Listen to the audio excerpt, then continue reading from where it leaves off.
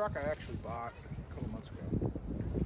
I've been in halves with my good friend Sean. He's got a Courier, I got a Courier. And the owner of this vehicle was a Ford nut. He had all kinds of, got probably had 200 Ford vehicles from 40s to, the last few years. Back in the 80s, he had a Ford Courier. He loved that truck. He flipped it over in a ditch, crushed the cab and totaled it. And then he found this truck and drove this one until he blew the head gasket on it by just driving it too hard, just trying to get to an auction at the time. So, he put a head gasket. The story is he put a head gasket in it. He couldn't get it to run right. The car was flooding. He thinks he might have got the timing off that too. So we'll check that out. The truck actually looks pretty nice. It's got straight fender,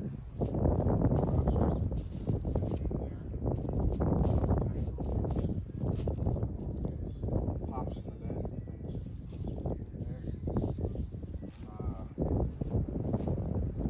There is a spot of rust in the bed on the other side. That's a little bit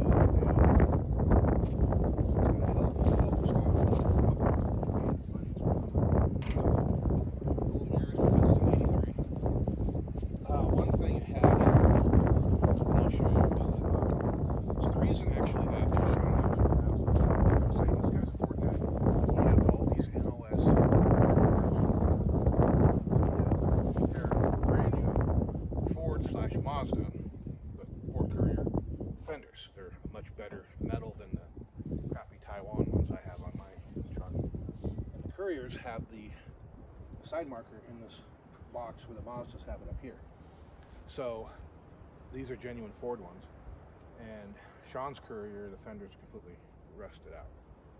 He had a pair of doors off of his rolled over truck. The driver door survived the rollover, the passenger door did not. But the door panels inside are XLT panels, and they're excellent condition. So that, and then you've got this truck. He was in a minor fender bender in it, so he put one of the fenders on this truck, and he put the lower valance on, which those things, finding a straight lower valance is almost as rare as finding a Plymouth Cricket. So after that, he didn't like the fact that the Courier fender had the marker light in the wrong position, so one is high and one is low. He actually found a silver fender in a junkyard. It's got a little dent by the door area. So this fender has to come out. It's going lower valance is going to shot. And the silver fender's going back on it. And then there's a bunch of parts in the back. So let's take a look at what we got back there. Okay, so this being an 83, it has the wider wheels with the ventilation holes. See, a little crease there, a dent there. That's not a dent. A little dent here, a little tiny ding there. No rust. The markers are solid. Nothing there. No rust in the bed. This tire is chunk. As you can see, got some rot there. Probably because the bed was full of sand from sitting all those years. That rusted out. So the bumper is there in the back of the truck. Here's the silver fender. So we got ding, and then it's just a series of dings here, and I think it might have had, yeah, it's got a little dent there, a little dent down here. Either way, it's fine. Now see, this is what I was saying. This is the Courier light, and this would be the Mazda light. So on this side, you got just a little tiny bit of rust bubbling. And this, he patched it. There's a little dent there. So you couldn't understand why it was rusting there. But you got the same rot in the fender well on this side. Let me get the camera down in there. Can't see anything. Okay. So this side, you got a little ding there. You've got a small dent there. And then this fender, I actually started taking it off and I remembered, oh, I need to film this. So this is coming off and you can see where the marker light is. The grill is got a little damage there. I believe it's a hailstone hit it. And then sand.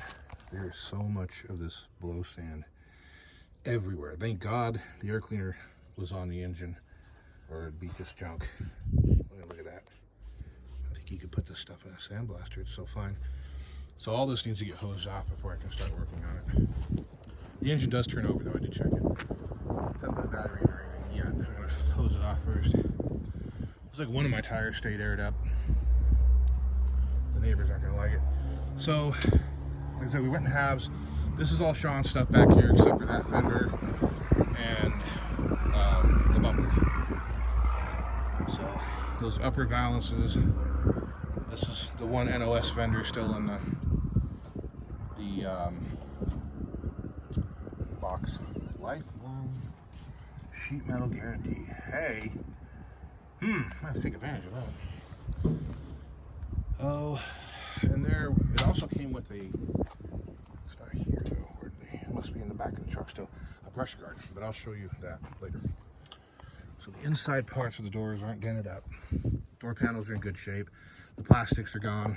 What am I looking at? Okay, so like I said, this isn't all bent up. Plastics are long gone here. The dash has no cracks. Now the most amazing thing about this, look at the mileage. 0,74977. This truck has 75,000 miles on it. Now you said this is factory AC, but that is not factory AC. That is the same exact system that I have in my truck. It's a copy of factory AC, and a very good copy, actually, at that. Does a really good job of cooling your shin. Let's see. This is the bumper corners, which I've never liked. I like them better with that. So part of the deal for buying this is Sean gets the seat, so I'll have to put something else in it, which is fine. I want to see him get his Courier on the road. Looks like a U-joint. It's all taped up down there. Carpeting is in excellent condition. I may even have to take that out for mine. Although it'd be really hard to color it. So Sean's gonna be here in a bit. I need to get on taking that fender off. I'm hoping to not have to pull the bumper, but I may have to pull the bumper. Gotta pull the row. That's gotta come off. The seat's gotta come out. And I'll go ahead and put that fender on. So I bought this thing, not to keep it, not to run it. The plan is to get this engine running great. Once it's running 100% like it's supposed to be, it's getting pulled and it's going in my truck. And then my old engine, the one that's pushing oil into the radiator, is going back in this truck. That way it can be sold as a running, driving truck that needs an engine. But you know, you can still drive it around. I mean, I drove it across the country with no trouble. I wouldn't recommend doing that, but you can drive it. Like, you know, I can drive it 15 miles to town, 15 miles back with confidence. You know, every now and then I'll drain the radiator and make sure there's no oil, you know, the oil isn't building up too much. The other day it actually got hot on me because there was too much oil and it turned into mousse. It wasn't flowing. But yeah, so this truck is going to be a good body. I mean, a very good body. I'll go ahead and just, I'm not gonna say perfect, but an excellent body for anybody who wants to build a Courier or a Mazda. Got brand new valve seals down here because you've got no rust. Yeah, I mean, no rust in this thing at all in the cab. So, see, if I hadn't just done all this, like if it was still the old crusty truck that it was, it would still look like this,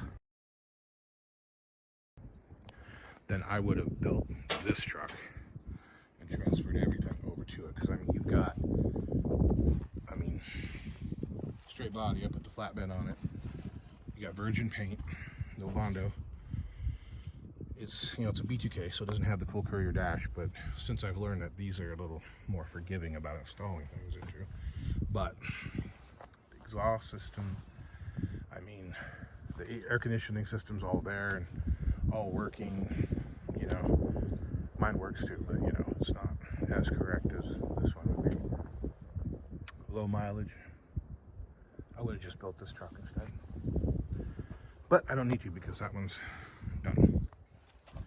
So I'm gonna get to work on this, and we'll get back with you guys when it comes time to get it fired up. Okay, so poking around this thing, I learned a few things. When I went to pull the air cleaner off, I took the whole carburetor, came off with it. It wasn't even bolted down at this point. However, I think a big part of the guy's problem with getting it running is that this hose was pinched between the base of the carburetor and the manifold. If you look at the base of the carburetor, you can see the outline. You can't really see it, but I think that was his problem. If he bolted it down like that, then it surely was going to have a huge vacuum leak. So now I just have to find hardware to reattach that, fill it up with gas, and see if this thing will run. And we'll see. I have to fix some wiring because the rodentia got a hold of it. There are a few wires that have been eaten, chewed on. Yeah, that's the choke wire and the solenoid wire. You see there's all kinds of wires there. Although I think this is mostly air conditioning. That little sensor there got 8, and I think a few wires back in there got 8. They got Et. Yeah, this one, I don't know where this one's supposed to go. Oh, this goes to the proportioning valve warning light, which I don't know where that one is. Anyway, okay, so I had to fix the wires coming off the distributor because they got Et. And for some odd reason, I did put a battery in it, cranked it over really hard and slow, and then I noticed this wire smoking. Now this was already like this when we got it. This is the body ground wire. Goes off the ground post, goes to the body. It's just supposed to basically the lights and such. And somehow it's pulling all of its ground through there rather than this big guy. So I ran this jumper wire on it, which really isn't big enough, and it is cranking over faster. The other thing I noticed, I only cranked it over about 10 seconds, but the oil filter is leaking oil, so it's loose, so I gotta tighten it up. But I'm gonna go find some hardware, go find my oil filter wrench, and fix those two things, and then I will find some gas. I have heard the fuel pump kick on, but nothing's coming out of the hoses, so that might be a good sign that the gas tank is in fact empty. So let's move on to that. Okay, I got the carburetor back on. I'm gonna go ahead and put the air cleaner back on it because there's still so much sand in this thing. You still see there's a big pile of it right there. So when I fire this off, it's gonna blow all that sand. I don't want it going into the engine, especially since I'm going to be hopefully putting the engine in that car. I'm gonna go ahead and fill the bowls up with carb cleaner, or maybe some gas in a bottle or something. Anyway, we'll get the bowl filled, and see if it'll fire up. Okay, so we're ready to go. The bowl is full of Berryman's. I've got the choke held open with the screwdriver. Now, I know I just a moment ago said I wanted to run with the air cleaner on because of the sand, and this is true. However, I have a confession to make. So a minute ago, I went inside, I turned the key on to see, if the lights lit up, if I was getting power, all that. Turned the key on and nothing lit up. So I thought, okay, well, I didn't turn key on enough. I turned it a little bit more, and it cranked over maybe a quarter of a crank and started. And so I shut it right back off, and I came out here and I opened the choke, got the camera on the tripod, set it for you. So I guess if we're being completely honest, it's not 100% first start, but it's close enough. So 1993, this truck was parked because of the head gasket. The guy couldn't get it running, and like I showed you before, it looked like he had a vacuum hose pinched in the base of the car. So I just got that all put back on. I've got a bunch of vacuum hoses plugged off. They won't be going back on. And we're going to start it up. I wish I had a clothespin. I think I do have a clothespin. Hang on. Okay, these things are damn handy. Christy uses them, you know, to get a bag of chips and closes them up and whatever, but as you can see, it works great for holding the choke butterflies open. Here you go. And I can put the air cleaner lid back on.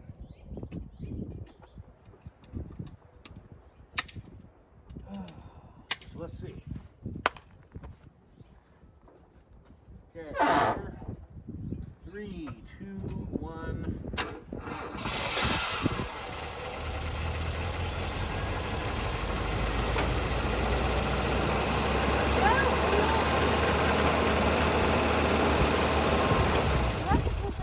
Oh, I forgot about the oil filter.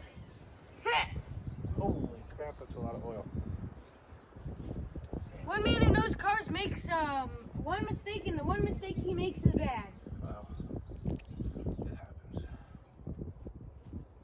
But I'm guessing it was starting to overheat instantly. no, it wasn't overheating. It was just pumping oil. So I gotta go tighten that up. But as far as the first start goes, this thing sounds great. It doesn't sound like the timing is retarded, or you know, the valve timing is retarded. Watch your feet. So I gotta fix that and make sure it's got oil. So I believe I need to come up with a fuel source. I believe you can buy these at like the dollar store or like a craft store. I need to come up with a fuel source. I need to fix that oil filter first.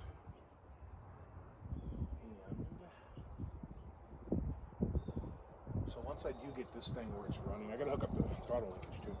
But once I do get this thing where it's running, then I need to go through and check the guy's work. I need to check the head torque. I need to adjust the valves, you know, that kind of stuff. Make sure that this thing is 100%. So, okay, right now I'm gonna go grab some oil, grab a oil filter wrench, and a gas can.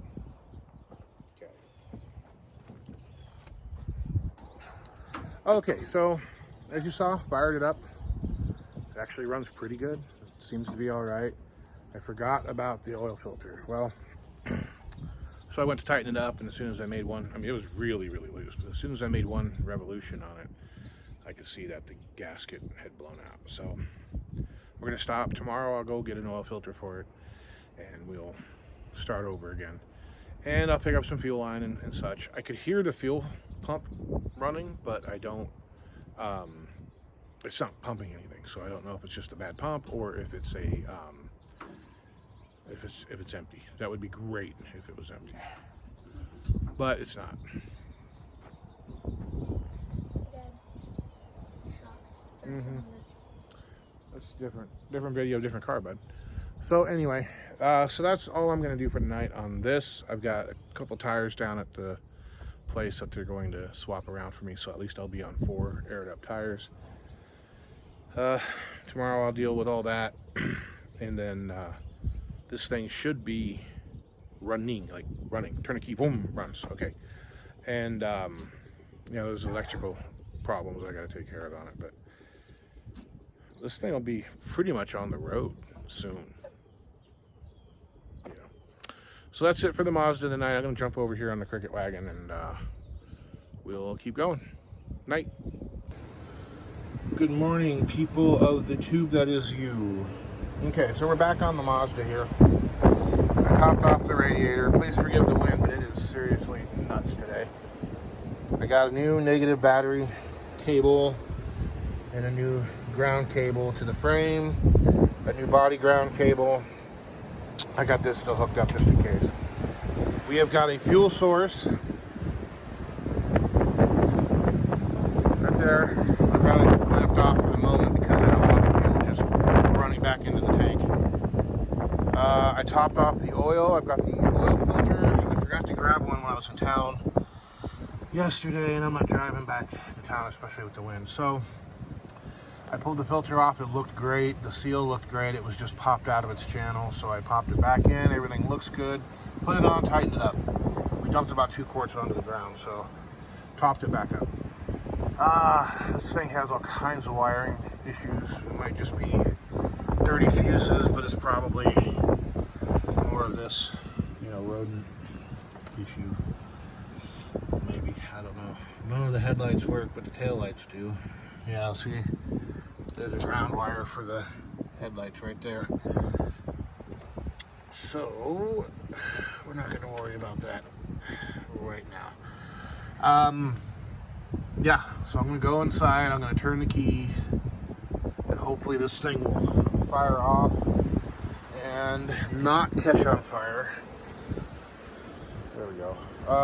Yeah, let's see what happens.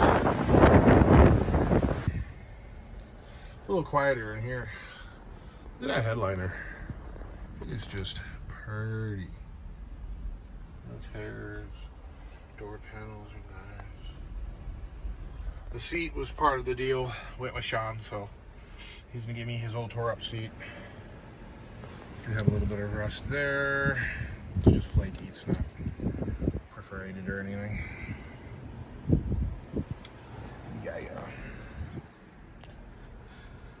See the odometer 074. Here we go.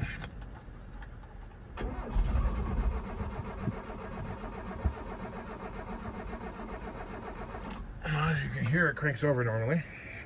One thing I did forget to do, I forgot to hook up the gas pedal. I'm gonna go do that. I'll be right back.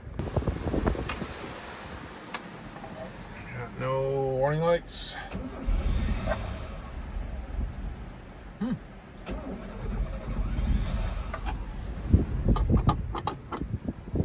Well, it's trying. Let's see. Oh, mouse poop.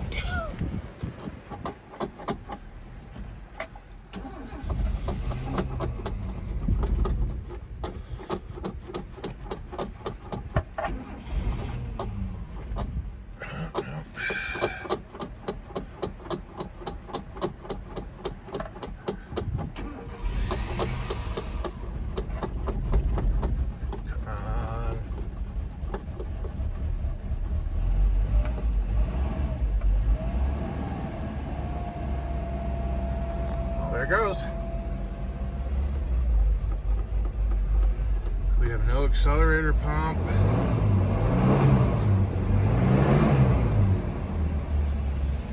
Uh-oh. Okay, we're gonna go find out what that was. That was the oil filter blowing out again. And it was tight, so.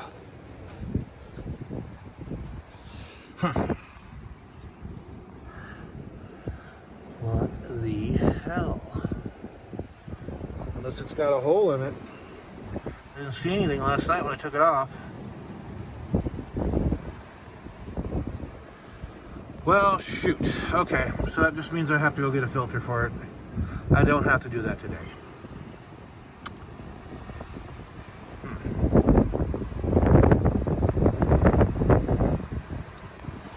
Well, yeah. Okay, I'm gonna clamp this fuel hose back off, and we're gonna shut her down for the day. Get back onto the Cricket. Sitting over there like a horny dog.